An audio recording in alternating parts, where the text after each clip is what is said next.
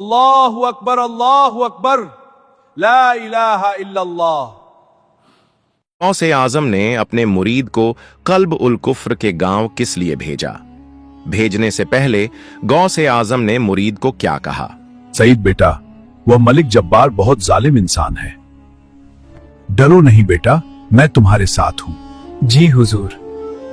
कभी भी तुम पर मुसीबत आ जाए मुझे पुकार लेना, मैं आ जाऊंगा। जैसे ही मुरीद उस गांव में पहुंचा, गांव वालों ने हैरानी और मायूसी से क्या कहा? यहाँ मौत के मुंह में क्यों आए हो? चले जाओ यहाँ से, चले जाओ यहाँ से। उन गांव वालों से मुरीद ने क्या कहा? मैं गौसे आजम का मुरीद हूँ, मैं उनके शहर से आया हूँ तुम्हारी मदद करने। फिर गौसे पाक के मुरीद को किन किन मुश्किलों का सामना करना पड़ा? ऐ गौसे आजम, मेरी मदद करो। या अल्लाह, इस गांव पर रहम फरमा और इन मस्जिदों को आबाद कर दे। दोस्तों, अगर आप गौसे आजम से दिल से मोहब्बत करते हैं तो इस वीडियो को पूरा जरूर देखिए। इंशाअल्लाह आपका ईमान ताजा हो जाएगा। चलिए अब चलते हैं इस वीडियो की तरफ। सलामु अलैकुम वरहमतुल्लाहि वबरकातुहू। दोस्तों, आज की इस नूरानी महफिल में आज मैं जो वाकया सुनाने जा रहा हूं वो सिर्फ एक कहानी नहीं है, बल्कि ये एक ऐसी रूहानी हिकायत है जो आपके दिल को छू जाएगी, आपकी रूह को कंपा देगी, आपकी आंखों में आंसू ले आएगी और आपके ईमान को बुलंदियों तक पहुंचा देगी। यह है कहानी एक ऐसे मुरीद की जो अपने मुर्शिद के इश्क में इतना डूब गया कि उसे अपनी जान की भी परवाह न रही। यह है कहानी एक ऐसे जालिम बादशाह की जिसने यह समझ लिया था कि वही खुदा है, और फिर उसने अल्लाह की असली ताकत देखी। और सबसे बढ़कर यह सच्ची कहानी है गौसे आजम, गौसे पाक शेख अब्दुल कादिर जिलानी की, जिनकी करामत ने एक अंधेरे गांव को रोशनी से भर दिया। तो चलिए शुरू करते हैं ये सफर बगदाद की गलियों से। वक्त था 12वीं सदी का, हिजरी 550 से 560 का दौर। बगदाद वो शहर जो उस जमाने में दुनिया का दिल था, जहां से दरिया ए दजला बहता था, जहां हजारों किताबों की दुकानें थीं, जहां हर कोने से इल्म की खुशबू आती थी। बगदाद के मशरिकी हिस्से में एक खानकाह थी, शेख अब्दुल कादिर जिलानी की खानकाह। यह सिर्फ कोई आम खानकाह नहीं थी, ये एक ऐसी जगह थी जहां हर रोज हजारों लोग आते, कोई इल्म सीखने, कोई दुआ लेने और कोई सिर्फ गौसे आजम का दीदार करने। खानकाह की दीवारों पर कुरान की आयतें लिखी हुई थीं। सहन में एक छोटा सा दरिया था जहां से पानी की हल्की सी आवाज आती रहती थी। हर तरफ फूल लगे हुए थे, गुलाब, मोतिया और चमेली। सुबह होती तो फज्र की अजान से पहले ही खानकाह में रोशनी आ जाती। लोग उठते, वुजू करते और मस्जिद में नमाज के लिए जमा होते। नमाज के बाद गौसे पाक का दर्स होता, कुरान की तफसीर, हदीस की तालीम और तसव्वुफ की बातें। गौसे पाक उस वक्त तकरीबन 70 साल के थे। उनकी दाढ़ी सफेद थी जैसे बर्फ पर चांदनी पड़ी हो। उनका चेहरा, सुभान अल्लाह, ऐसा नूरानी चेहरा कि देखने वाला देखता ही रह जाए। उनकी आंखों में इतनी मोहब्बत थी कि गुनहगार भी उनके पास आने से डरता नहीं था। जब वो बोलते तो ऐसा लगता जैसे अल्लाह का कलाम सुन रहे हों। उनकी आवाज में इतनी ताकत थी कि सुनने वाले का दिल पिघल जाता। उनके हाथों में बरकत थी, जिसे वो हाथ लगाते उसकी तकलीफ दूर हो जाती। खानकाह में हजारों मुरीद थे, कुछ बगदाद के, कुछ इराक के दूसरे शहरों से, कुछ ईरान से, कुछ तुर्की से और कुछ बहुत दूर दूर से। बस गौसे पाक का दीदार करने आए थे। हर जुमे को गौसे पाक का खास बयान होता। उस दिन तो इतनी भीड़ होती कि मस्जिद में जगह नहीं मिलती। लोग बाहर सहन में बैठ जाते, खिड़कियों से झांक झांक कर बयान सुनते। इन हजारों मुरीदों में से एक था सईद बिन इब्राहिम। सईद आया था खुरासान से। खुरासान वो इलाका जो आज अफगानिस्तान और ईरान के बीच है। उस जमाने में खुरासान से बगदाद आने में 3 महीने लग जाया करते थे, पैदल सफर करते हुए या घोड़े पर सवार होकर। सईद की उम्र थी 28 साल, कद दराज तकरीबन 6 फुट। जिस्म मजबूत था क्योंकि वो एक जवान और मेहनतकश आदमी था। सईद का बचपन बहुत मुश्किलों में गुजरा था। जब वो सिर्फ 8 साल का था, उसके वालिद फौत हो गए, एक जंग में शहीद हुए। उसकी वालिदा ने उसे अकेले पाल पोस कर बड़ा किया। वो हाथ से बुने हुए कपड़े बेचती थीं। बचपन से ही सईद को अल्लाह की इबादत का शौकत था। जब बाकी बच्चे खेल रहे होते, सईद मस्जिद में बैठकर कुरान पढ़ता। जब लोग सो जाते, सईद तहज्जुद पढ़ता। 15 साल की उम्र में सईद ने अपनी वालिदा से कहा, अम्मी, मुझे बगदाद जाना है। मुझे शेख अब्दुल कादिर जिलानी रहमतुल्लाह अलैहि के पास जाना है। मुझे उनका मुरीद बनना है। वालिदा रो पड़ी। बेटा, बगदाद इतना दूर है, अकेला कैसे जाएगा? सईद ने कहा, अम्मी, अल्लाह मेरे साथ है, और जब अल्लाह साथ हो तो कोई इंसान अकेला कैसे हो सकता है? वालिदा ने उसे जाने दिया। दिल टूटा हुआ था, लेकिन इस खुशी के साथ कि बेटा अल्लाह की राह पर जा रहा है। सईद ने 3 महीने में बगदाद का सफर तय किया, कभी किसी काफिले के साथ, कभी बिल्कुल अकेला। रात को सितारों के नीचे सोता, खाना जो मिल जाए, कभी सूखी रोटी, कभी खजूर और कभी बस पानी। जब सईद बगदाद पहुंचा तो उसने सबसे पहले गौसे पाक की खानकाह का रास्ता पूछा, और जब वो खानकाह पहुंचा और गौसे पाक को देखा तो सईद की आंखों में आंसू आ गए। यही वो बुजुर्ग थे जिनके लिए उसने इतना लंबा सफर किया था। गौसे पाक ने सईद को देखा और मुस्कुरा दिए। उन्होंने इशारा किया, आजा बेटा। सईद आगे बढ़ा, उनके पैरों पर गिर पड़ा और कहा, हुजूर, मुझे अपना मुरीद बना लीजिए। मैं खुरासान से आया हूं, सिर्फ आपके लिए। गौसे पाक ने अपना हाथ सईद के सर पर रखा और फरमाया, बेटा सईद, मैं तुझे पहचानता हूं। तू वही है जिसे अल्लाह ने मेरे पास भेजा है। खुश आमदीद, तू अब इस खानकाह का हिस्सा है। उस दिन से सईद वहीं रहने लगा। अगले 5 साल सईद ने ऐसे गुजारे जैसे कोई फौजी अपनी ट्रेनिंग करता है। हर रोज का रूटीन, सईद सबसे पहले उठता, ठंडे पानी से वुजू करता, चाहे सर्दी हो या गर्मी। फिर 8 से 12 रकत तहज्जुद पढ़ता। हर रकत में लंबी क़िरात, रुकू और सजदे में इतना रोता कि उसके आंसुओं से जमीन गीली हो जाती। फज्र की अजहान होते ही मस्जिद में हाजिर, पहली सफ में। नमाज के बाद तिलावत, हर रोज एक पारा, गौसे पाक का बयान। सुबह 9 बजे से 12 बजे तक होता।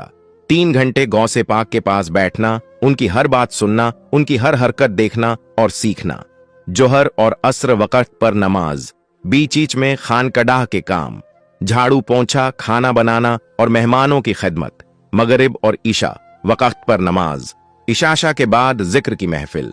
1000 मरतबा ला इलाहा इल्लल्लाह और 500 मरतबा अल्लाह हूं सोने से पहले। 100 मरतबा द्रूद शरीफ, फिर सो जाना अगली तहज्जुद के लिए। सईद का खाना बहुत कम था। सुबह बस एक सूखी रोटी और पानी, दोपहर में थोड़ा सा चावल, रात को फिर रोटी और पानी, कभी कभी पूरा दिन का रोजा। सईद बहुत कम बोलता था, जब जरूरत होती तभी बोलता, बाकी वक्त खामोश रहता। एक दिन गौसे पाक ने सईद से कहा, बेटा सईद, तू जानता है मैंने तुझे क्यों चुना? सईद ने कहा, नहीं हुजूर। गौसे पाक ने फरमाया, क्योंकि तेरी नीयत साफ है, तेरा दिल अल्लाह के लिए धड़कता है, तुझे दुनिया से कोई मतलब नहीं, और जब भी मैं तुझे देखता हूं मुझे अपनी जवानी का वक्त याद आ जाता है। यह सुनकर सईद की आंखों में खुशी के आंसू आ गए। 5 साल के बाद एक जुमे का दिन था। उस दिन गौसे पाक ने अल्लाह के रास्ते में जिहाद के बारे में बयान किया।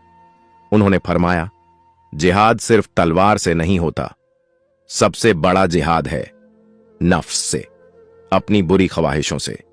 दूसरा बड़ा जिहाद है लोगों को अल्लाह की राह दिखाना, खुद तकलीफ सहना मगर लोगों को रोशनी देना, चाहे वो किसी भी मजहब के हों। बयान के बाद गौसे पाक ने अपने खास मुरीदों को बुलाया। तकरीबन 50 मुरीद थे जो उनके बहुत करीब थे। गौसे पाक ने फरमाया, मुरीदो, मुझे अल्लाह की तरफ से एक इशारा मिला है। इस धरती पर एक जगह है जहां अंधेरे का राज है। उस जगह का नाम है कल्ब उल कुफ्र, यानी कुफ्र का दिल। ये गांव मशरिकी इराक में है, यहां से तकरीबन 2 हफ्ते की दूरी पर। वहां का बादशाह है मालिक जब्बार बिन यजीद। ये आदमी बहुत जालिम है। उसने अपने आप को खुदा करार दे दिया है। उसने मस्जिदों को तोड़वा दिया है, अजान पर पाबंदी लगा दी है। जो अल्लाह का नाम लेता है उसकी जुबान कटवा देता है, जो नमाज पढ़ता है उसके हाथ पांव तोड़वा देता है, और जो ला इलाहा इल्लल्लाह कहता है उसका सर कलम करवा देता है। वहां की अवाम भी बदल गई है। डर के मारे उन्होंने मालिक जब्बार की पूजा शुरू कर दी है। बुत परस्ती का राज है। गुनाह और कुफ्र हर तरफ फैला हुआ है। मुझे वहां किसी को भेजना है जो जाकर उस अंधेरे में रोशनी फैलाए। कोई ऐसा मुरीद जिसके दिल में सिर्फ अल्लाह का इश्क हो, जिसे मौत का डर ना हो, जो तकलीफ सह सके, जो सब्र कर सके। कौन है वो मुरीद जो मेरे लिए नहीं बल्कि अल्लाह के लिए और दीन ए इस्लाम के लिए ये खतरनाक सफर तय करेगा? पूरी महफिल पर खामोशी छा गई। हर कोई एक दूसरे को देखने लगा। किसी की आंखों में डर था, कोई गहरी सोच में डूब गया और कुछ लोग नजरें झुकाकर चुप रह गए। तभी पीछे से एक हाथ उठा। सबने पलट कर देखा। वो हाथ सईद का था। गौसे पाक के होंठों पर हल्की सी मुस्कान आई। उन्होंने फरमाया, सईद, मुझे यकीन था तू ही खड़ा होगा। सईद ने पूरे यकीन के साथ कहा, हुजूर, अगर आप हुक्म दें तो मैं अभी निकल पड़ता हूं, चाहे वहां से वापसी नसीब हो या ना हो। गौसे पाक ने फरमाया, आ मेरे पास। सईद आगे बढ़ा और उनके कदमों में गिर पड़ा। गौसे आजम ने उसे थाम कर उठाया और सबके सामने अपने हाथों से अपना जुब्बा उतारकर सईद को पहना दिया। गौसे आजम ने सईद की आंखों में देखा जैसे उसकी रूह पड़ रहे हों। फिर बड़े प्यार और यकीन के साथ फरमाया, ये मेरा जुब्बा है। जब जिंदगी तुझ पर भारी पड़ जाए, जब रास्ते कांटों से भर जाए, तो इसे छू लेना, समझ लेना कि मैं तेरे साथ हूं। फिर उन्होंने अपनी पगड़ी उतारी और सईद के सर पर बांध दी। फरमाया, ये मेरी पगड़ी है। जब तक ये तेरे सर पर है, तू अकेला नहीं। जहां तू होगा वहां मेरा साया होगा। उसके बाद उन्होंने अपनी तस्बीह सईद के गले में डाल दी और कहा, यह मेरी तस्बीह है। जब दिल कांपने लगे, जब डर सामने खड़ा हो जाए, तो इसे थाम लेना और मेरा नाम लेना, मैं पहुंच जाऊंगा। फिर गौसे आजम सईद के करीब झुके और उसके कान में कुछ ऐसे अल्फाज कहे जो सिर्फ सईद ने सुने और जिन्हें दुनिया का कोई और कान सुन नहीं सका। गौसे आजम ने सईद के कंधों पर अपने हाथ रखा।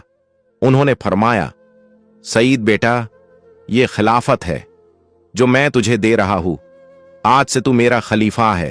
तू मेरे नाम पर जाएगा, मेरे तरीके पर चलेगा और लोगों को अल्लाह की तरफ बुलाएगा। और ये बात अपने दिल में हमेशा जिंदा रखना, तू कभी अकेला नहीं होगा। मैं हर कदम पर तेरे साथ हूं। चाहे आहे मैं जमीन पर ना दिखूं, लेकिन मेरी रूह हमेशा तेरे साथ चलेगी। ये सुनते ही सईद की आंखों से आंसू बह निकले, मगर ये आंसू दर्द के नहीं थे।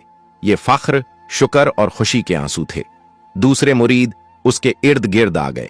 किसी ने उसे सीने से लगाया, किसी ने उसके सर पर हाथ फेरा। कुछ की सिसकियां खामोशी को तोड़ रही थीं। एक बुजुर्ग मुरीद ने कहा, सईद भाई, वापस जरूर आना। सईद ने कहा, अगर अल्लाह ने चाहा। लेकिन यहां एक बात है जो मैंने अब तक नहीं बताई थी। सईद शादीशुदा था। उसकी की बीवी थी आमिना। आमिना भी खुरासान से थी। वो सईद के साथ बगदाद आई थी, अपना खानदान छोड़कर सिर्फ अपने शौहर के साथ रहने के लिए। आमिना बहुत नेकी वाली औरत थी। 5 वक्त की नमाज, तिलावत और जिक्र। वो खानकाह में औरतों को कुरान पढ़ाया भी करती थी। सईद और आमिना की 2 औलाद थीं। बेटा यूसुफ, उम्र 6 साल, मासूम, प्यारा और थोड़ी शरारती। बेटी मरियम, उम्र 4 साल, बिल्कुल अपनी अम्मी जैसी चुपचाप और बहुत प्यारी। जब सईद ने आमिना को बताया कि वो कल्बुल कुफ्र जा रहा है, तो आमिना का दिल टूट गया। वो रो पड़ी और बोली, सईद, मैं जानती हूं कि ये अल्लाह का काम है, लेकिन अगर आप वापस नहीं आए तो? सईद ने आमिना के आंसू पोंछे और कहा, आमिना, देखो, मैं जिस रास्ते पर जा रहा हूं वो खतरनाक है। शायद मैं जिंदा वापस ना आऊं, लेकिन ये याद रखना, अगर मैं शहीद भी हो गया तो वो मेरी नाकामी नहीं, मेरी कामयाबी होगी। तुम्हारी जिम्मेदारी है कि तुम बच्चों को संभालो, उन्हें कुरान सिखाओ, उन्हें नमाज सिखाओ और उन्हें यह बताना कि उनका बाप अल्लाह की राह में गया था। आमिना ने सब्र किया। धीमी लेकिन मजबूत आवाज में उसने कहा, सईद, मैं आपको रोकूंगी नहीं, जाइए, अल्लाह आपका हामी और मददगार है। छोटे यूसुफ ने मासूमियत से पूछा, अब्बू, आप कब वापस आएंगे? सईद ने उसे सीने से लगा लिया। उसकी पीठ थपथपाते हुए कहा, बेटा, बहुत जल्दी, इंशाअल्लाह। अगली सुबह फज्र से पहले ही सईद घर से निकल पड़ा। आमिना दरवाजे पर खड़ी रही। आंखों में आंसू थे, दिल में दर्द था, लेकिन चेहरे पर सब्र और यकीन साफ झलक रहा था। सईद अकेला था। उसके के पास सिर्फ ये चीजें थीं। गौसे पाक का जुब्बा जो उसने पहन रखा था, गौसे पाक की पगड़ी जो उसके सिर पर थी, गौसे पाक की तस्बीह जो उसके गले में लटक रही थी, और एक छोटी सी पोटली जिसमें था कुछ खजूर, पानी की मश्क, एक कुरान शरीफ और उड़ाने के लिए एक हल्का सा कंबल। सईद पैदल ही चलता जा रहा था। घोड़ा या ऊंट खरीदने के लिए उसके पास पैसे नहीं थे, और सच कहें तो उसे इसकी जरूरत भी नहीं लगी। पहला दिन। सुबह होते ही उसने सफर शुरू कर दिया। दोपहर तक बिना रुके चलता रहा। पैरों में दर्द होने लगा, जिस्म पसीने से तर हो गया, लेकिन सईद नहीं रुका। उसकी जुबान पर बस एक ही आवाज थी, अल्लाहू अल्लाहू। शाम ढलते ढलते उसे एक खाली मस्जिद मिली, बहुत पुरानी, दीवारें टूटी फूटी, छत से वक्त की थकान झलक रही थी। सईद ने वहीं नमाज अदा की और उसी मस्जिद के फर्श पर अल्लाह के भरोसे वहीं सो गया। दूसरा दिन। सुबह होते ही सईद फिर सफर पर निकल पड़ा। इस बार रास्ता आसान नहीं था, कहीं पहाड़, कहीं नुकीले पत्थर। एक जगह उसका पैर फिसल गया। सईद संभल ना सका और जमीन पर गिर पड़ा। घुटने में गहरी चोट लग गई, खून बहने लगा। सईद ने पानी निकाला, घुटने को धोया, कपड़े से कसकर बांधा और बिना किसी शिकवे के फिर चल पड़ा। तीसरा दिन। इस दिन सईद को कहीं भी कोई इंसान नजर नहीं आया। चारों ओर घना जंगल था, ऊंचे दरख्त और जानवरों की अनजानी आवाजें। रात होते ही दूर दूर से बीड़ियों की हुंकार सुनाई देने लगी। अंधेरे में सईद अकेला था, लेकिन उसके दिल में डर नहीं था, क्योंकि उसकी जुबान पर अब भी वही जिक्र था, अल्लाह अल्लाह। सईद डरा नहीं। उसने आयत उल कुर्सी पढ़ी और गौसे पाक की तस्बीह पकड़कर जिक्र करने लगा। बेड़ियां पास आने की हिम्मत भी नहीं कर पाए। चौथे से सातवें दिन खाना पूरी तरह खत्म हो गया था, बस पानी ही बचा था। 4 दिन तक सईद सिर्फ पानी पीते हुए सफर करता रहा। जिस्म कमजोर होता गया, लेकिन रूह में जोश और यकीन और भी मजबूत होता चला गया। 8वें दिन सईद को एक छोटा सा गांव दिखाई दिया। वहां उसने एक दुकानदार से कुछ रोटियां खरीदी, अपने पास बचे हुए थोड़े से पैसों से। दुकानदार ने पूछा, बेटा तुम कहां जा रहे हो? सईद ने कहा, कल्ब उल कुफर। दुकानदार घबरा गया, क्या वहां? तुम्हें पता है वहां क्या होता है? सईद ने कहा, हां मुझे पता है। दुकानदार ने कहा, बेटा वापस चले जाओ, वहां जाना मौत को दावत देने जैसा है। सईद मुस्कुराकर बोला, चाचा मौत तो सबको आनी है, मैं चाहता हूं कि मेरी मौत अल्लाह की राह में आए। 9वें से 14वें दिन। रास्ते और भी ज्यादा कठिन होते चले गए। एक दिन धूप इतनी तेज थी कि सईद बेहोश होने ही वाला था। उसने एक पेड़ की छाया में कुछ देर आराम किया। अचानक वहां एक बुजुर्ग दिखाई दिए, सफेद दाढ़ी, नूरानी चेहरा। उन्होंने सईद से कहा, बेटा पानी पी लो। उन्होंने अपनी मश्क से सईद को पानी दिया। वह पानी इतना ठंडा था, इतना मीठा था कि सईद की सारी थकान दूर हो गई। सईद ने पूछा, आप कौन हैं? बुजुर्ग मुस्कुराए, मैं भी एक मुसाफिर हूं बेटा, तुम्हारी तरह। और फिर वह अचानक गायब हो गए। सईद समझ गया, ये कोई आम इंसान नहीं थे, ये मेरे गौसे आजम ही थे, क्योंकि उन्होंने कहा था कि वे हमेशा मेरे साथ रहेंगे। 15वें दिन शाम के वक्त सईद एक अजीब सी जगह पर पहुंच गया। यहां तक जो रास्ता था वह हरा भरा था, पेड़ थे, फूल थे, लेकिन यहां से आगे सब कुछ बदल गया। पेड़ सूखे थे, जैसे बहुत साल से पानी नहीं मिला हो। जमीन फट गई थी, जैसे किसी ने इसे जला दिया हो। हवा में एक अजीब सी बदबू थी, जैसे सड़े हुआ गोश्त हो। आसमान में काले बादल छाए थे, सूरज ढंग से नजर नहीं आ रहा था। सईद के दिल में एक अजीब सी बेचैनी हुई, लेकिन उसने हिम्मत नहीं हारी। थोड़ा आगे जाने पर उसे एक बूढ़ा आदमी दिखाई दिया, बहुत कमजोर, फटे हुए कपड़े पहने हुए। सईद ने कहा, अस्सलामु अलैकुम। बूढ़ा डर गया, उसने इधर उधर देखा और भागने लगा। सईद ने उसे पकड़ लिया। बाबा रुकिए, मैं आपका दुश्मन नहीं हूं। बूढ़ा कांप रहा था। उसने डरते हुए कहा, तू कौन है? तू यहां कैसे आ गया? सईद ने कहा, मैं मुसलमान हूं, बगदाद से आया हूं, मुझे मेरे पीर और मुर्शिद हजरत गौसे आजम ने भेजा है। बाबा इसके आगे कौन सा रास्ता है? बूढ़े ने कहा, आगे आगे कल्बुल कुफ्र है, वो जहन्नुम है बेटा, वहां मत जा, वापस चले जा जहां से आया है। सईद ने कहा, बाबा, मैं वहीं जाने आया हूं, मुझे बताओ वहां क्या होता है। बूढ़े ने आहिस्ता से कहा, बेटा, मैं भी कभी मुसलमान था, मैं भी वहीं रहता था, लेकिन जब मलिक जब्बार बादशाह बना तो उसने सबको बदल दिया। उसने कहा, मैं ही तुम्हारा खुदा हूं, मुझे सज्जदा करो। जिसने इनकार किया उसका सर कलम कर दिया गया। मेरे सामने मेरे बेटे का सर। इतना कहते ही बूढ़ा रो पड़ा। मैं वहां से भाग आया, यहां रात दिन छुप कर रहता हूं, कभी कभी किसी मुसाफिर को लूट कर कुछ खा लेता हूं, मगर मैं जिंदा हूं इसलिए कि मैं मुसलमान हूं दिल से। सईद का दिल दुख गया। उसने बूढ़े को गले लगाया। बाबा, आप दुखी मत होइए, मैं वहां जा रहा हूं, अल्लाह ने चाहा तो मैं वहां हालात बदल दूंगा। बूढ़ा हंस पड़ा, लेकिन वह हंसी अजीब थी जिसमें उदासी थी। बेटा, तू अकेला क्या करेगा? वहां हजारों सिपाही हैं, वहां मलिक जब्बार है जिसे लोग खुदा मानते हैं। सईद ने कहा, बाबा, मैं अकेला नहीं हूं, मेरे साथ मेरे हजरत गौसे आजम है। बूढ़ा चुप हो गया। उसने बस इतना कहा, अल्लाह तुझे कामयाब करे बेटा। अगली सुबह सईद कल्बुल कुफ्र में दाखिल हुआ। गांव इतना बड़ा नहीं था, लगभग 2000 से 3000 लोग रहते होंगे, लेकिन हालात देखकर लगता था जैसे यह कोई गांव नहीं बल्कि कब्रिस्तान हो। गांव के एक कोने में एक मस्जिद थी, लेकिन बिल्कुल बर्बाद। मीनार टूट गया था, दरवाजे पर ताला लगा था, दीवारें गिर गई थीं, अंदर कचरा पड़ा हुआ था। सईद का दिल रो पड़ा। उसने सोचा, अल्लाह का घर ऐसे टूटा पड़ा है। मस्जिद के बिल्कुल सामने एक बड़ा सा बुतखाना था, नया चमकता हुआ। उस पर सोने का कलश लगा था। अंदर बड़े बड़े बुत थे, पत्थर के, लोहे के, और सबसे बड़ा बुत था मलिक जब्बार का। मालिक जब्बार ने अपनी ही मूर्ति बनवा रखी थी और लोग उसी की पूजा करते थे। गांव के हर इंसान के चेहरे पर डर साफ दिखाई देता था।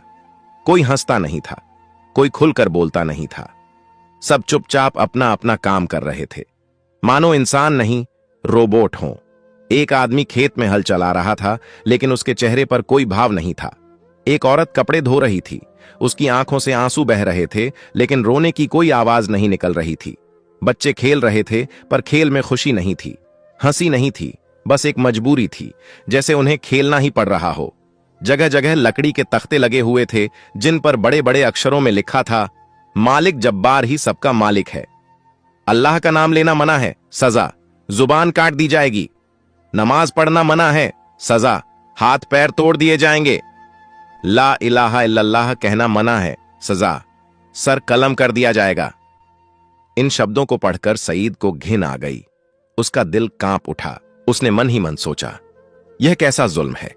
गांव के बिल्कुल बीचों बीच एक बहुत बड़ा महल था। वह लकड़ी और पत्थर से बना हुआ था। उसके ऊपर सोने का चमकता हुआ गुंबद था। चारों तरफ ऊंची दीवारें खड़ी थीं।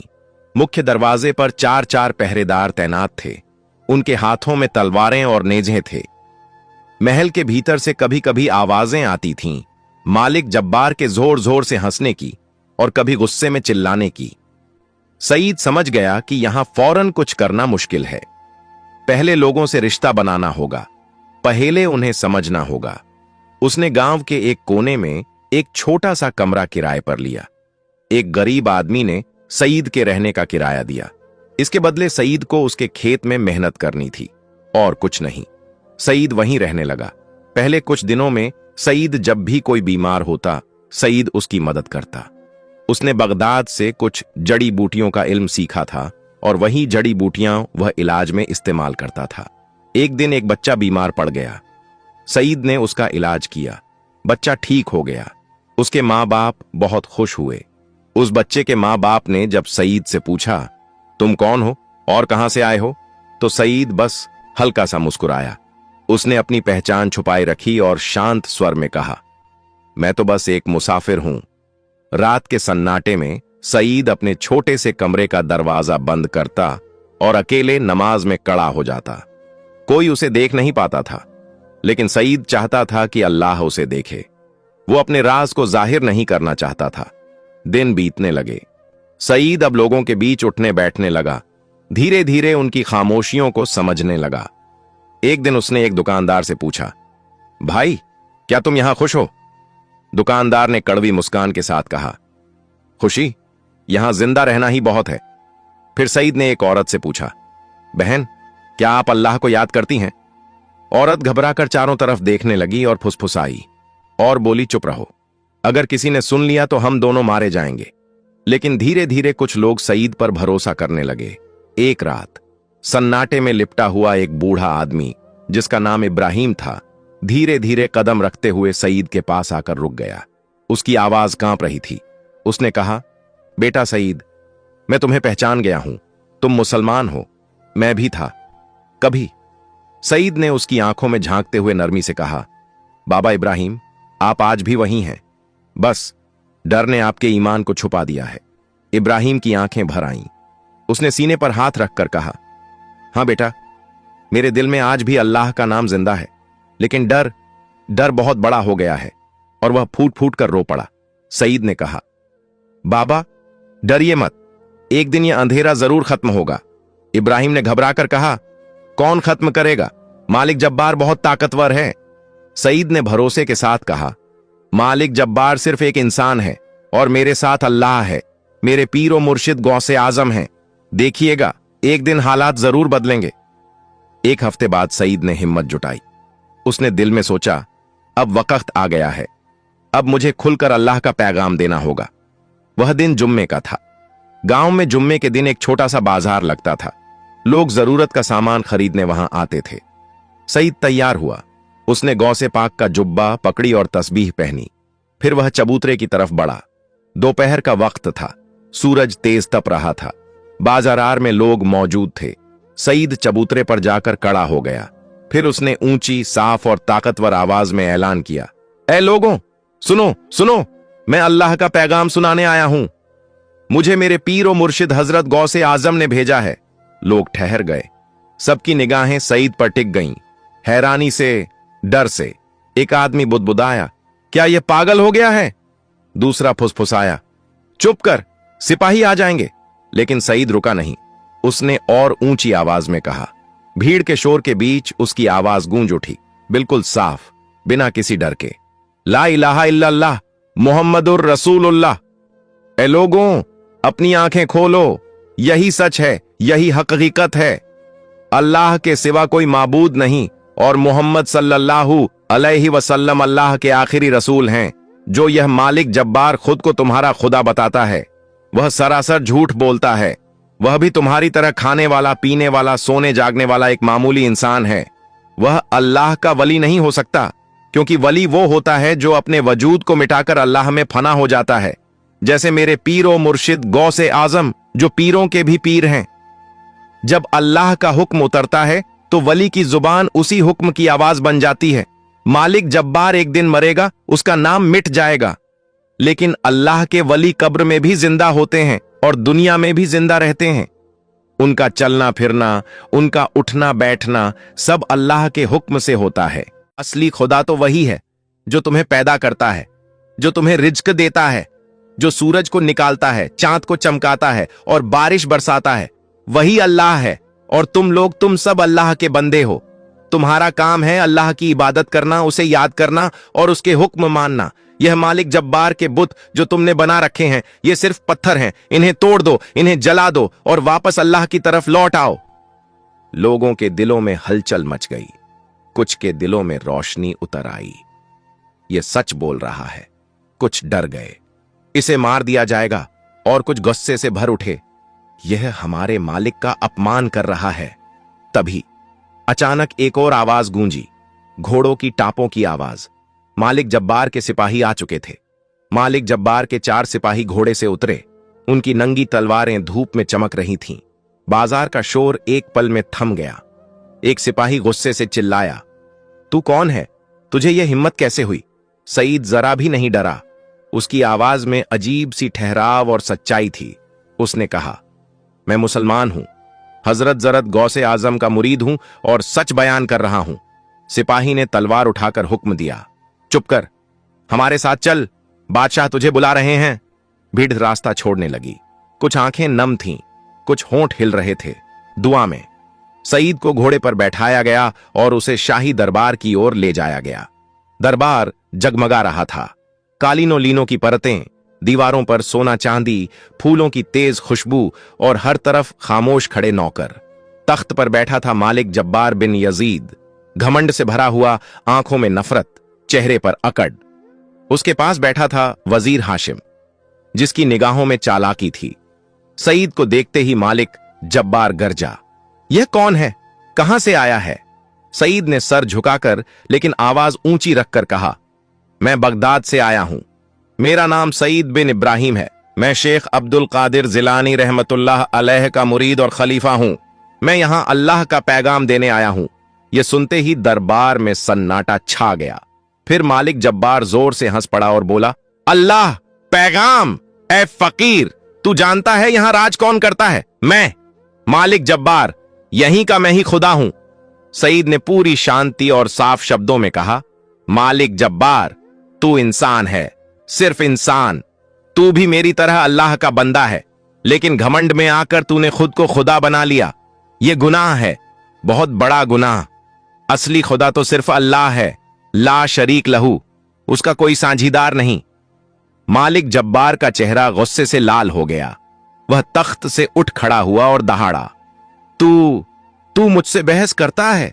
जानता है मैंने कितनों के सर कलम कराए हैं? सईद ने कहा। उसकी आवाज में न डर था न झिझक, बस सच्चाई की सख्ती थी। सर कलम करना तेरा काम है और सच कहना मेरा फर्ज। सच यह है कि एक दिन तू भी इस दुनिया से चला जाएगा, और उस दिन न यह तख्त काम आएगा, न यह महल, न यह दौलत, न यह ताकत। उस दिन बस एक ही चीज तेरे साथ होगी, ईमान। और अफसोस, वह तेरे पास नहीं है। दरबार में बेचैनी फैल गई। वजीर हाशिम आगे बढ़ा। उसकी आंखों में चालाकी और झर था। वह बोला, हुजूर, यह आदमी बहुत शरारती है, इसे जिंदान में डाल दिया जाए। मालिक जब्बार ने गुस्से से दांत पीसते हुए हुक्म दिया, हां, इसे कैदी बना लो, जिंदान में डाल दो, और ऐसी तकलीफ दो कि यह अपने इस अल्लाह को भूल जाए। सिपाहियों ने सईद को पकड़ लिया।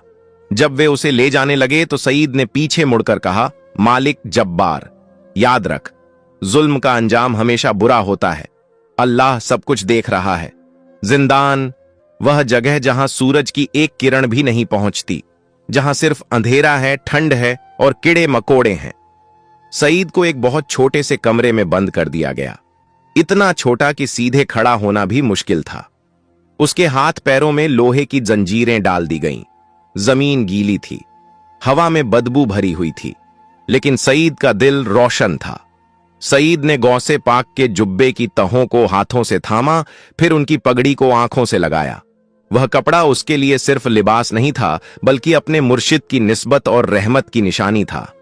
उसकी आंखें भर आईं और वह बोला, या गौसे आजम, या मुर्शिद, मैं यहां हूं, आपके जुब्बे की निस्बत में, आपकी पगड़ी की बरकत में। मुझे हिम्मत देते रहिए, मुझे सब्र अता फरमाते रहिए। फिर सईद जिक्र में डूब गया, धीरे, प्यार से, टूटे दिल की सच्चाई के साथ। अल्लाह हूं, अल्लाह हूं। जिंदान अंधेरा था, लेकिन उस जुब्बे और पकड़ी की निस्बत से सईद के दिल में नूर उतर रहा था। रात भर कभी अल्लाह हूं, कभी ला इलाहा इल्लल्लाह, कभी सुभान अल्लाह, कभी अल्हम्दुलिल्लाह जिंदान की दीवारों से टकराता रहा। सुबह दरवाजा खुला। एक सिपाही ने झांक कर कहा, खाना खा लें। लकड़ी की ताली में एक सूखी रोटी और थोड़ा सा पानी था। सईद ने बिस्मिल्लाह पढ़ा, फिर खाया और अल्लाह का शुक्र अदा किया। दूसरे दिन दोपहर को मालिक जब्बार ने सईद को दरबार में बुलाने का हुक्म दिया।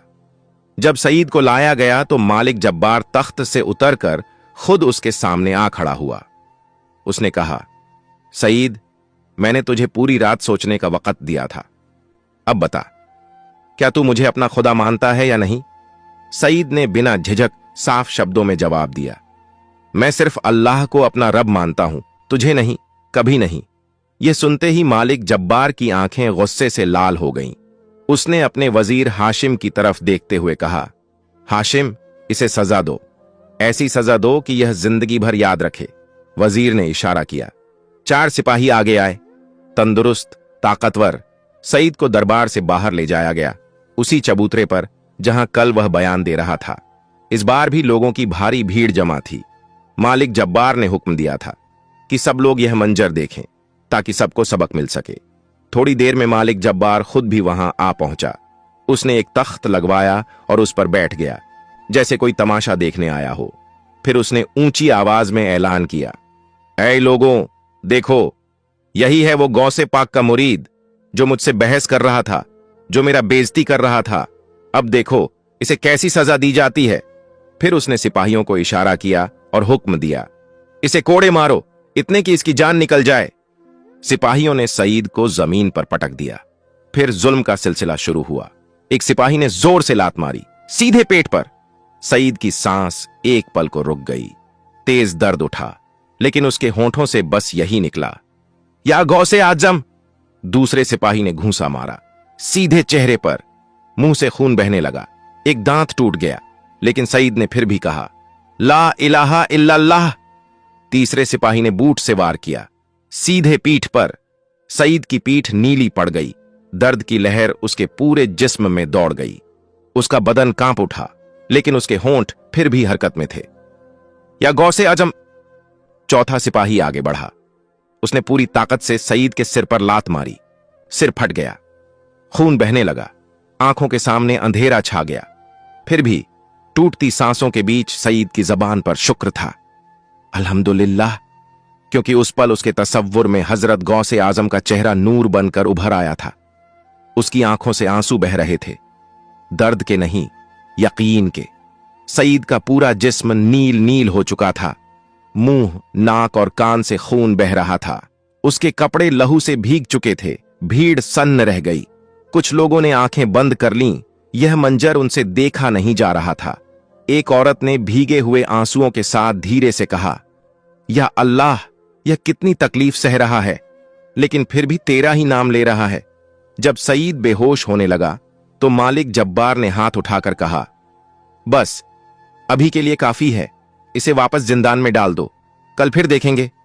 सिपाहियों ने सईद को उठाया जैसे कोई बोरी उठाई जाती हो और उसे जिंदान में फेंक दिया। जिंदान में घोर अंधेरा था। सईद जमीन पर पड़ा हुआ था, बेहोश, जख्मी, लहू में लथपथ। उसका पूरा जिस्म दर्द से टूट रहा था। हर सांस लेना उसके लिए तकलीफ भरा था। आंखें सूजी हुई थीं, होंठ फटे हुए थे, लेकिन फिर भी सईद की जुबान पर या गौसे आजम लगातार निकल रहा था। रात का आखिरी पहर था, वही वक्त जब तहज्जुद की घड़ी होती है। अचानक जिंदान में एक अजीब सा नूर फैल गया। अंधेरा छूट गया, कमरा रोशनी से भर गया। सईद ने धीरे धीरे अपनी आंखें खोली। उसने देखा एक नूरानी शख्स सामने खड़ा है, बहुत खूबसूरत, मानो चांद उतर आया हो। उसने सफेद कपड़े पहने हुए थे और उसके हाथ में एक थैली थी। सईद ने बहुत धीमी आवाज में पूछा, तुम कौन हो? उस नूरानी शख्स ने मुस्कुराकर कहा। उसकी मुस्कान में रहमत थी और आवाज में ऐसा सुकून जैसे टूटे हुए दिल पर मरहम रख दिया गया हो। मैं एक फरिश्ता हूं सईद, अल्लाह ने मुझे तुम्हारे पास भेजा है।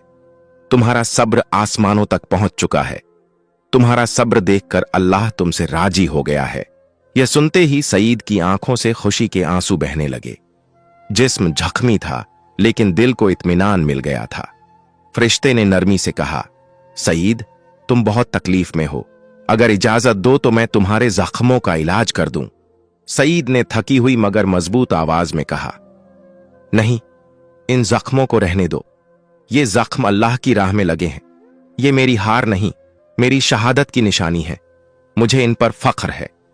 बस मुझे हिम्मत दे दो, मुझे सब्र अता कर दो। फरिश्ता यह देखकर हैरान रह गया।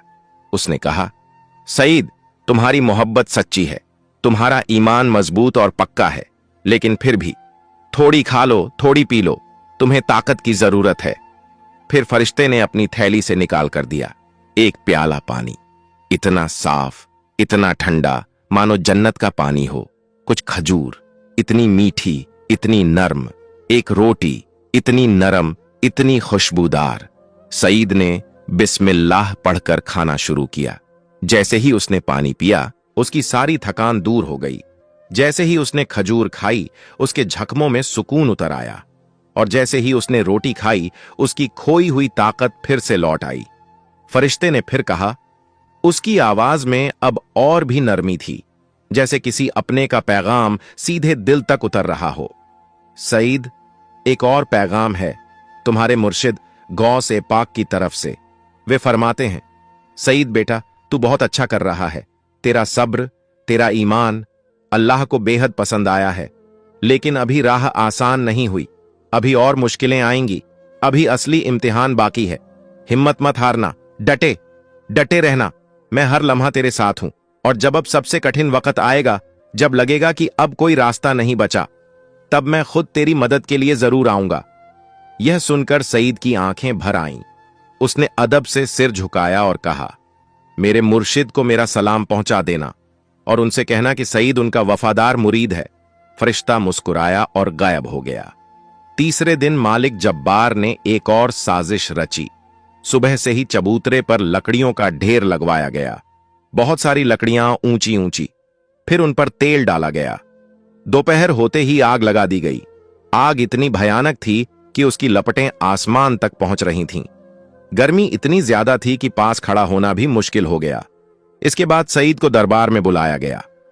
मालिक जब्बार ने कहा, सईद, मैं तुझे आखिरी मौका दे रहा हूं, बोल, क्या तू मुझे अपना खुदा मानेगा? सईद ने जख्मी हालत में दर्द सहते हुए भी पूरे यकीन के साथ कहा, कभी नहीं, मैं सिर्फ अल्लाह को मानता हूं। मालिक जब्बार जोर से चिल्लाया, ठीक है, तो फिर तैयार हो जा, तुझे आग में जलाया जाएगा। देखते हैं तेरा अल्लाह तुझे बचाता है या नहीं।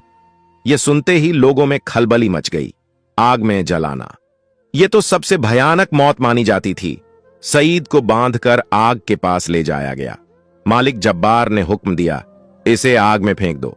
जब सिपाही सईद को उठाने लगे तो सईद ने आखिरी बार आसमान की ओर देखा और पुकारा, या गौसे आजम अल मदद। और फिर सिपाहियों ने सईद को आग में फेंक दिया। लोगों ने डर के मारे अपनी आंखें बंद कर लीं। कुछ औरतें चीख पड़ीं, कुछ बच्चे रोने लगे। लेकिन फिर 1-2 सेकंड गुजरे, कोई चीख सुनाई नहीं दी। लोगों ने हिम्मत करके आंखें खोलीं और जो देखा उसे देखकर सब हैरान रह गए। सईद आग के बीच खड़ा था, बिल्कुल सुरक्षित। न वह जला था, न उसके कपड़े जले थे। कुछ भी नहीं हुआ था। आग चारों तरफ थी, लपटें आसमान की ओर उठ रही थीं, लेकिन सईद को छूने से पहले खुद रुक जा रही थीं, क्योंकि उस वक्त सईद वहां मौजूद ही नहीं था। जिस पल सईद को आग में फेंका गया, उसी पल उसने अपने पीर व मुर्शिद हजरत गौस ए आजम का तसव्वुर किया। वह तसव्वुर इतना गहरा था कि सईद उसमें पूरी तरह डूब गया। यह था फनाफी शेख, जहां मुरीद अपने वजूद को मिटा देता है और अपने पीर में गुम हो जाता है। सईद का मैं वहीं खत्म हो गया। उसकी पहचान, उसका एहसास, सब कुछ गौस ए आजम की निस्बत में मिट गया। अब वहां सईद नहीं था, वहां पीर व मुर्शिद गौस ए आजम का नूर जाहिर था। और गौस ए आजम तो पहले ही फना फिल्लाह हो चुके थे, अपना हर वजूद अल्लाह में समा चुके थे। अब फिर बाकी क्या रहा? न सईद न पीर, सिर्फ अल्लाह का नूर। और फिर सोचो, आग की क्या मजाल कि वो अल्लाह के नूर को जला सके। इसलिए आग भड़कती रही, शोर करती रही, लेकिन छू न सकी, क्योंकि जहां गौस ए आजम की निस्बत हो और जहां अल्लाह का नूर हो, वहां आग भी बेबस हो जाती है। आग के बीच खड़े होकर सईद ने ऊंची आवाज में पुकारा, ऐ मालिक जब्बार, देख अल्लाह की ताकत। जब अल्लाह किसी को बचाना चाहता है तो पूरी कायनात उसके कब्जे में होती है। यह आग भी अल्लाह की मखलूक है और यह आग भी अल्लाह के हुक्म की पाबंद है। क्या तुझे इब्राहिम अलैहिस्सलाम का वाकिया याद है?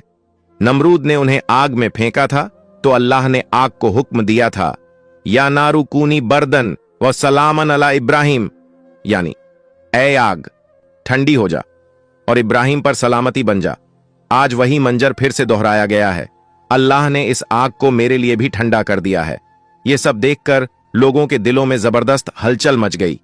एक आदमी जोर से चिल्लाया, यह करिश्मा है, यह बंदा सच्चा है। दूसरे ने कहा, अल्लाह की ताकत देखो, मालिक जब्बार झूठा है। तीसरे ने कहा, हां, आग ने भी इसका कहा मान लिया, यह तो अल्लाह का वली है। यह सुनते ही मालिक जब्बार का चेहरा गुस्से और शर्म से लाल पड़ गया। उसने गुस्से से चिल्लाकर हुक्म दिया, इसे अभी आग से बाहर निकालो फौरन, और इसे फिर से जिंदान में डाल दो। सिपाहियों ने सईद को आग के बीच से बाहर निकाला। वह बिल्कुल सुरक्षित था। उसे जरा भी चोट नहीं आई थी। जब वे सईद को जिंदान की ओर ले जा रहे थे तो सईद ने मुड़कर लोगों की तरफ देखा और कहा, ऐ लोगों, यह कोई करिश्मा नहीं है, यह अल्लाह की कुदरत है। अल्लाह हर चीज पर कादिर है, वह जो चाहे कर सकता है। बस तुम उससे मांगो, उसे पुकारो और उसी पर भरोसा रखो। यह मेरे पीर और मुर्शिद गौसे आजम का पैगाम है। उस रात गांव में एक अजीब सा माहौल था। लोग अपने अपने घरों में बैठे धीमी आवाज में बातें कर रहे थे। एक घर में शौहर ने अपनी बीवी से कहा, देखा, आग ने उसे जरा भी नहीं जलाया, यह साफ बात है कि वह बंदा सच्चा है। बीवी ने धीमे स्वर में कहा, हां, मेरे दिल में भी यही आ रहा है, शायद हम सब गलत राह पर चल पड़े हैं। दूसरे घर में एक बाप ने अपने बेटे से कहा, बेटा, मैं बचपन से मुसलमान था, लेकिन डर के मारे मैं खामोश हो गया। आज उस फकीर को देखकर मेरा दिल फिर से जाग उठा है। बेटे ने पूछा, अब्बू, तो फिर हम भी अल्लाह को क्यों नहीं मानते? बाप ने गहरी सांस लेकर कहा, बेटा, अगर मालिक जब्बार को इसकी खबर लग गई तो वह हमें मार डालेगा। वहां सईद धीरे धीरे कमजोर होता जा रहा था। उसके होंठ सूख चुके थे, जबान सूज गई थी, आंखें भीतर धंस गई थीं। पूरा जिस्म मानो सिर्फ हड्डियों का ढांचा बन गया हो। लेकिन सईद का ईमान अब भी अडिग था, मजबूत, अटल।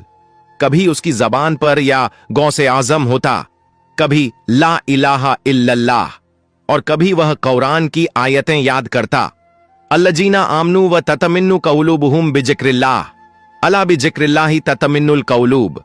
वे लोग जो ईमान लाए और जिनके दिल अल्लाह के जिक्र से सुकून पाते हैं।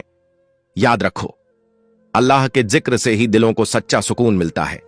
7वें दिन जब सईद लगभग बेहोश होने ही वाला था, तभी वही मंजर फिर से दोहराया गया। रात के आखिरी पहर में वह नूरानी शख्स फिर से आया। वही फरिश्ता। उसने सईद से कहा, सईद, तुम्हारी हालत बहुत खराब हो चुकी है, अब तो कुछ खा लो, कुछ पी लो। सईद ने बहुत धीमी आवाज में कहा, नहीं, मैं ठीक हूं, बस अल्लाह की याद मेरे लिए काफी है।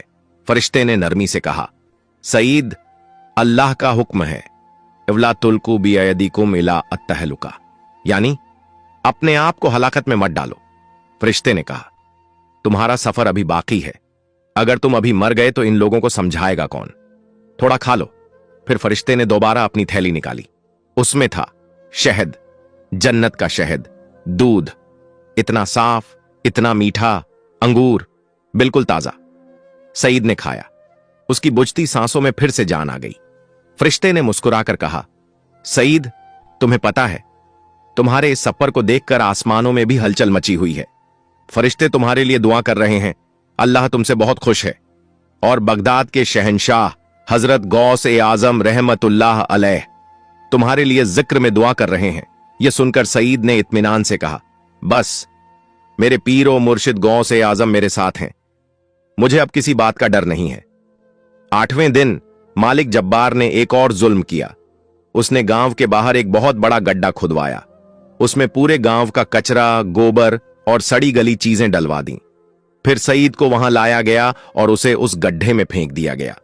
सईद वहां पड़ा रहा, कचरे के बीच, गंदगी में, कीड़े। मालिक जब्बार ने लोगों को दिखाते हुए कहा, देखो लोगों, यही है तुम्हारा गौसे पाक का मुरीद, यही है तुम्हारा मसीहा, कचरे में पड़ा हुआ। लेकिन लोगों ने देखा, सईद फिर भी अपने पीर और मुर्शिद हजरत गौसे आजम का नाम ले रहा था। 3 दिन तक सईद वहीं पड़ा रहा। तीसरे दिन जब उसे बाहर निकाला गया तो उसकी हालत बहुत खराब थी, लेकिन फिर भी उसके होंठों पर एक हल्की सी मुस्कान थी। सिपाहियों ने पूछा, तू हंस क्यों रहा है? सईद की आंखों में दर्द था, लेकिन चेहरे पर अजीब सा सुकून। उसने धीमे मगर यकीन से कहा, क्योंकि वह जानता था कि यह सब किसी जालिम की मर्जी नहीं, बल्कि अल्लाह की तरफ से आने वाला इम्तिहान है।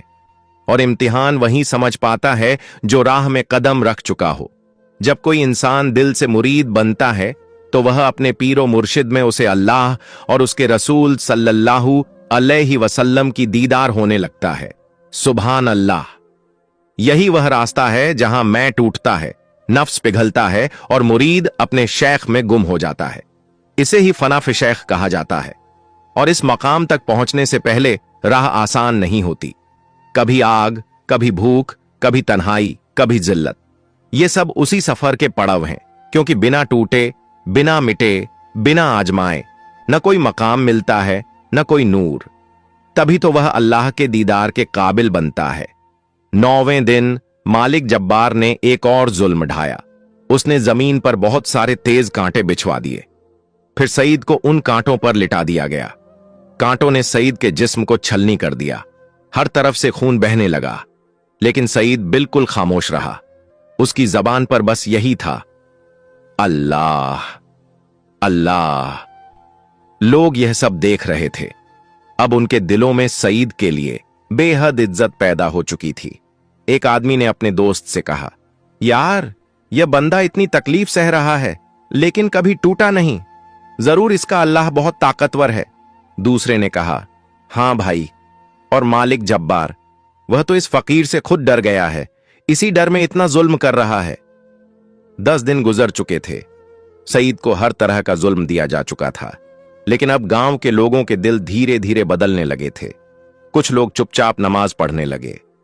रात के सन्नाटे में दरवाजे बंद करके धीमी आवाज में कुछ लोग दिल ही दिल में ला इलाहा इल्लल्लाह कहने लगे थे। वह बूढ़ा आदमी इब्राहिम, उसने एक छोटी सी जमात बना ली थी। 5-7 लोग थे बस। वे लोग रात के अंधेरे में सईद के जिंदान के पास जाते और बहुत धीमे स्वर में कहते, सईद भाई, हम आपके साथ हैं, हम भी अब बदल रहे हैं। सईद उन्हें दुआ देता, अल्लाह तुम्हें कामयाब करे, बस अल्लाह पर भरोसा बनाए रखना। एक औरत जिसका नाम जैनब था, बहुत हिम्मत वाली थी। उसने अपने बच्चों को कुरान की आयतें सिखानी शुरू कर दी। चुपचाप रात के वक्त एक जवान आदमी हमजा, उसने यह फैसला कर लिया कि अब वह बुत परस्ती नहीं करेगा, चाहे मालिक जब्बार उसे मार ही क्यों न डाले। ये सब छोटी छोटी तब्दीलियां थीं, लेकिन यही छोटी तब्दीलियां एक दिन एक बड़ा इनकलाब लेकर आएंगी। 11वें दिन मालिक जब्बार ने अपने वजीर हाशिम को बुलाया। उसने गुस्से और बेचैनी में कहा, हाशिम, यह सईद खत्म ही नहीं हो रहा। मैंने उस पर हर तरह का जुल्म किया, लेकिन न वह टूटा न डरा, और अब तो लोग भी उसकी बातें सुनने लगे हैं। मुझे लगता है अगर यह जिंदा रहा तो मेरा राज खत्म हो जाएगा, इसलिए कल सुबह इसका सर कलम कर दिया जाएगा सबके सामने, ताकि हर किसी को सबकत मिल जाए। हाशिम ने सिर झुकाकर कहा, हुजूर, यह बहुत सही फैसला है। उस रात मालिक जब्बार ने पूरे गांव में यह ऐलान करवा दिया, कल सुबह चबूतरे पर सबको आना होगा। सईद के कत्ल का नजारा सबको देखना होगा। जो नहीं आएगा उसे भी सजा दी जाएगी। यह सुनते ही पूरे गांव में हड़कंप मच गया। लोग घबरा गए। कुछ लोगों ने चुपचाप पूरी रात दुआ की, या अल्लाह, सईद को बचा ले, वह तेरा सच्चा बंदा है। अगली सुबह होते ही चबूतरे पर लोगों का हुजूम इकट्ठा होने लगा। मालिक जब्बार ने वहां एक बड़ा सा तख्त लगवाया, ताकि वह वहीं बैठकर यह तमाशा देख सके। एक तरफ जल्लाद खड़ा था, हाथ में बहुत बड़ी चमकती हुई तेज तलवार। चारों ओर लोगों की भीड़ जमा थी, मर्द, औरतें और बच्चे। सबको यह मंजर देखने पर मजबूर किया गया था। डर से लोग कांप रहे थे, कुछ रो रहे थे, कुछ बिल्कुल खामोश खड़े थे। तभी सईद को लाया गया। उसकी हालत देखकर लोगों के दिल कांप उठे। पूरा जिस्म जख्मों से भरा हुआ था, कपड़े फटे हुए, लहू से भीगे हुए, चेहरे पर दर्द की गहरी लकीरें थीं, लेकिन आंखों में अब भी नूर था। सईद को चबूतरे के ठीक बीच में ले जाया गया। मालिक जब्बार तख्त से उठ खड़ा हुआ और जोर से चिल्लाया, ऐ लोगों, देखो, यही है वह फकीर जो मुझसे टक्कर लेता था। आज इसकी आखिरी सजा है, आज इसकी मौत है। फिर उसने गरज कर कहा, जल्लाद, तैयार हो जा। जल्लाद ने सईद को जमीन पर बैठाया और अपनी तलवार उठा ली। सईद ने आखिरी बार आसमान की ओर देखा, फिर लोगों की तरफ नजर डाली और हल्की सी मुस्कान उसके चेहरे पर आ गई। फिर उसने कमजोर, धीमी लेकिन बिल्कुल साफ आवाज में कहा, ऐ लोगों, याद रखना, ला इलाहा इल्लल्लाह, सिर्फ अल्लाह ही तुम्हारा रब है, मालिक जब्बार नहीं। आज मैं जा रहा हूं, लेकिन मेरा पैगाम मत भूलना। अल्लाह को मानना, उसे याद करना और उसी पर भरोसा रखना। फिर सईद ने गौस ए पाक की तस्बीह को चूमा, जुब्बे को चूमा और पगड़ी को चूम लिया। उसने आंखें बंद की और दिल से दुआ की, या अल्लाह, या गौस ए आजम, मुझे कबूल फरमा ले, मैं आ रहा हूं। यह देखकर मालिक जब्बार गुस्से से चिल्लाया, जल्लाद, मार अभी। जल्लाद ने अपनी तलवार ऊंची उठा ली। लोगों ने डर के मारे अपनी आंखें बंद कर लीं और जैसे ही तलवार नीचे आने वाली थी, अचानक आसमान से एक भयानक बिजली गिरी, इतनी तेज, इतनी चमकदार कि सबकी आंखें चौंधिया गईं। वह बिजली सीधे मालिक जब्बार के तख्त पर गिरी। तख्त धू धू कर जल उठा। मालिक जब्बार चीखते हुए जमीन पर गिर पड़ा। फिर एक और बिजली गिरी। इस बार बिजली जल्लाद की तलवार पर आ गिरी। तलवार उसके हाथ से छूटकर दूर जा गिरी। उसी पल तेज आंधी चलने लगी। आंधी इतनी जोरदार थी कि लोग खड़े भी नहीं रह पा रहे थे। बुतखाने के बुत एक एक करके गिरने लगे। घरों की छतें हिलने लगीं। लोगों ने डरते हुए देखा। आसमान पूरी तरह काला हो चुका था। बादल जोर जोर से गरज रहे थे। चारों तरफ बिजलियां चमक रही थीं। पूरा माहौल अल्लाह की कुदरत का गवाह बन चुका था। और फिर आसमान से एक नूरानी शख्स धीरे धीरे उतरने लगे। वह चारों ओर सफेद नूर से घिरे हुए थे। उनके चेहरे पर ऐसी चमक थी कि उन्हें सीधे देख पाना मुश्किल हो रहा था। उनके हाथ में एक आसा था। जैसे जैसे वह नीचे आते गए, नूर और भी बढ़ता चला गया। सईद ने यह देखा और उसी पल उन्हें पहचान लिया। वह और कोई नहीं थे, गौस-ए-आजम। सईद की आंखों से खुशी के आंसू बह निकले। उसने भर्राई हुई आवाज में कहा, मुर्शिद, आप आ गए। गौसे पाक ने जमीन पर कदम रखा। उनकी ताकत इतनी जबरदस्त थी कि जमीन हल्की सी कांप उठी। उनकी आंखों में इतना नूर था, इतनी मोहब्बत थी, लेकिन जुल्म देखकर उतना ही गुस्सा भी। गौसे पाक ने सबसे पहले सईद की तरफ देखा। हल्की सी मुस्कान उनके चेहरे पर आई। फिर उन्होंने अपना हाथ सईद के सिर पर रखा और फरमाया, सईद बेटा, तूने बहुत अच्छा किया। तेरा सब्र, तेरा ईमान अल्लाह ने भी देखा है और मैंने भी। खुश हो जा। इसके बाद गौसे पाक ने सईद के पूरे जिस्म पर प्यार से हाथ फेरा और फिर एक एक करके सईद के जख्म गायब होने लगे। खून साफ हो गया। चोटें भर गईं। जिस्म पर कोई निशान न बचा। सईद की बुझती हुई सांसों में फिर से जान लौट आई। उसका चेहरा नूर से भर गया। यह सब देखकर लोग हैरानी से देखते ही रह गए। किसी को अपनी आंखों पर यकीन नहीं हो रहा था। लोग घबरा कर कहने लगे, यह क्या हो रहा है? ये कौन है? ये तो वली हैं। ये कोई बहुत बड़े बुजुर्ग हैं। इसके बाद गौसे पाक ने मालिक जब्बार की ओर नजर उठाई। अब उनकी आंखों में न गुस्से की आग थी, बल्कि इंसाफ और अदालत की आग थी। वह आग जो जुल्म को जला देती है। गौसे पाक ने अपना आसा जमीन पर जोर से मारा और उसी पल एक अजीब सी आवाज गूंज उठी, मानो पूरी कायनात कांप उठी हो। फिर गौसे पाक ने ऐसी ताकतवर और भारी आवाज में पुकारा कि हर शख्स ने उसे साफ साफ सुना, ऐ जालिम मालिक जब्बार बिन यजीद, तूने मेरे मुरीद को सताया। तूने अल्लाह के बंदों पर जुल्म किया। तूने खुद को खुदा बना लिया। तूने इस्लाम को मिटाने की कोशिश की। अब तू देख अल्लाह की ताकत क्या होती है। फिर गौसे पाक ने अपना हाथ मालिक जब्बार की ओर उठाया और उसी पल मालिक जब्बार की सारी ताकत खत्म हो गई। वह लड़खड़ाकर जमीन पर गिर पड़ा। उसका घमंड चूर चूर हो गया। उसकी हिम्मत टूट गई। वह रोने लगा, बिल्कुल एक बच्चे की तरह। माफ कर दो, माफ कर दो, मैं गुनहगार हूं, मैं बहुत बड़ा जालिम हूं। गौसे पाक ने उसे ध्यान से देखा। फिर सईद की ओर मुड़कर कहा, सईद बेटा, अब फैसला तेरा है। अगर तू चाहे तो मैं इसे अभी खत्म कर सकता हूं, और अगर तू चाहे तो इसे एक और मौका दिया जा सकता है। सईद, जिस पर इतना जुल्म किया गया था, जिसे इतनी तकलीफ दी गई थी, उसने शांत स्वर में कहा, मुर्शिद, मैंने यह सफर लोगों को तबाह करने के लिए नहीं किया था। मेरा मकसद लोगों को हिदायत देना था।